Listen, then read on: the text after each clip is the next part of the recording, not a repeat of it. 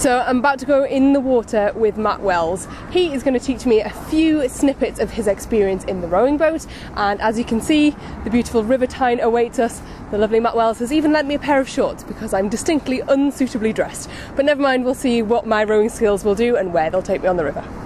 We'll just probably do the same thing, stay over there. So if you just put your blades together, hands together like that, step on where I've done, and then sit down. So like that way. Yeah? Yep. And then once you're in, put your feet under the straps, and then sit in this position called the backstops position. Oh, are you recording this, are you? Yeah. Great. Having my coaching assessed as well as my as well as your rowing. Yeah. Now this is obviously a really stable boat, and I'm not used to. It doesn't look it, I have to say. I know they are. You're saying this is a really stable boat. This is incredibly stable. This is probably about it's almost twice as wide as our normal boats. That's hilarious. I did think your shorts were designed for somebody quite skinny, so that explains it, because they fit me and you. So that must be because you've got really narrow boats normally. Yeah. Right, I'm terrified because this looks wobbly as anything. So I need to get in with one foot. Yeah, hang on, I'll just get my hand. Okay, so you're getting in to stabilise it for me. That's nice. Right, get in with one foot. Other foot in. Yeah. Then sit down. Sit down. Put your feet in. Feet in. And then pull backwards, which I can't because I'm wedged against the wall. Just put your handles together at the finish. If you put the so into your chest. Okay. It's wedged on the concrete. People that are better explaining this than me. I have to get used to it. So do you want to put your microphone on your feet so that it's Yep. So we will wedge this down. Can you give it to me actually? I can put it on mine. Sorry, is that? Okay, that's great. So I'm going to push this out. So just sit in that position. That's called backstop position. That's a really safe position. Okay. Let your blades rest on the water when we go out. That is always a stable position. That'll be most stable. So every time we start anything, go back to that position. Okay. Oh, and she's officially on the water. That's it, I'm done. Back in. Right, so I rest these on the water now? Rest them on the water. Yeah, so that gets the balance. Yeah. Okay. Is that normal? They're splashing around like anything? No, I just did it. So that's okay, Matt Wells is really playing tricks on me. Position. Just let it go. Okay. So let me, like, see. You happy with that? Yeah, I'm fine with that. So that's backstop position. What I want you to do is to start with is to extend your arms from there. Forwards? Just forwards, but extend them as far as we go. Extend my arms forwards. Yeah, okay, now you've done your back as well, so that's the next stage. So if you just sit upright with your back, that's it. Now just extend them arms, hold them there. Now what we're going to do is we're going to square the blades like that. So lift them up and tip them round? Yeah, you're then going to put them in the water, and then you're going to pull through with your arms, like this. Just pull back into that back position. And then you're going to push the arms down, down, like push them down, so down. Like vertically, then push up, extend your arms, now drop them into the water, now pull through, drop your hands down. Do I let them open? Push them down, yeah, it doesn't matter. Push them down to the water, and then away. And that's the arms only kind of position, so if you just do a few strokes of that. And does it matter which way my hands cross over? At this stage, no. Okay. It does. You're meant to have your left above right, but at this stage, we're just going to sort of run through a few things. We're just trying to get you moving a little bit quickly. Okay.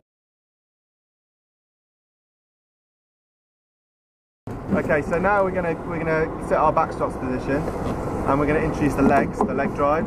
So we need to you start with it at the backstops position. You extend your arms, you walk over with your body.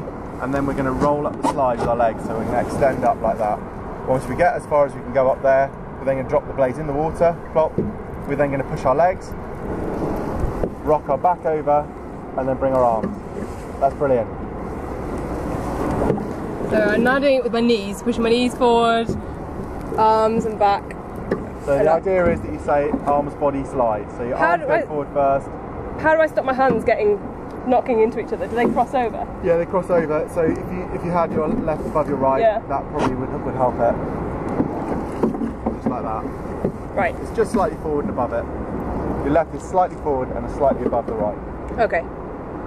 So forwards. Drop. Legs. Back. Arms. Brilliant. Brilliant. That's really good. This is good, this is good.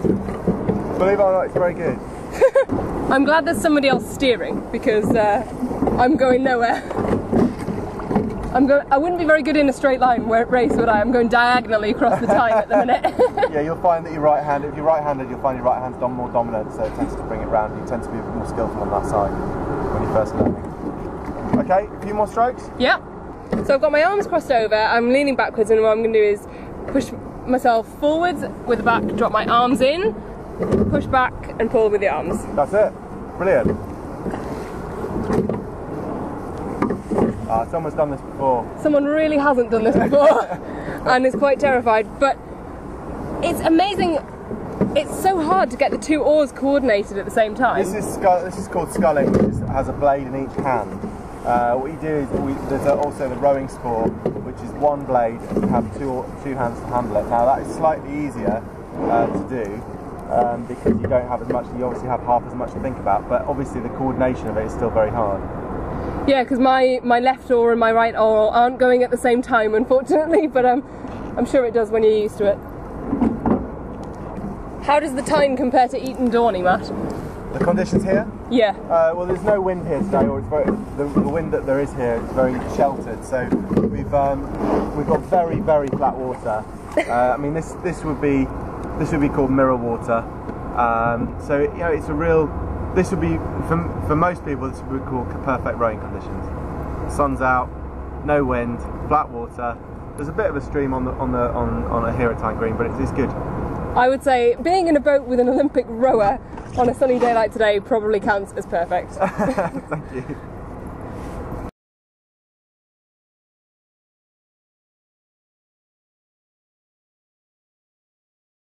Matt's rowing me back to the edge of the banks of the Tyne now, and I have to say his rowing clearly is far superior to mine. We are going at about 150 times the speed we were when I was rowing, and he's got my weight to carry as well, which just goes to show how brilliant he is. Oh, one-handed rowing as well to steer us in.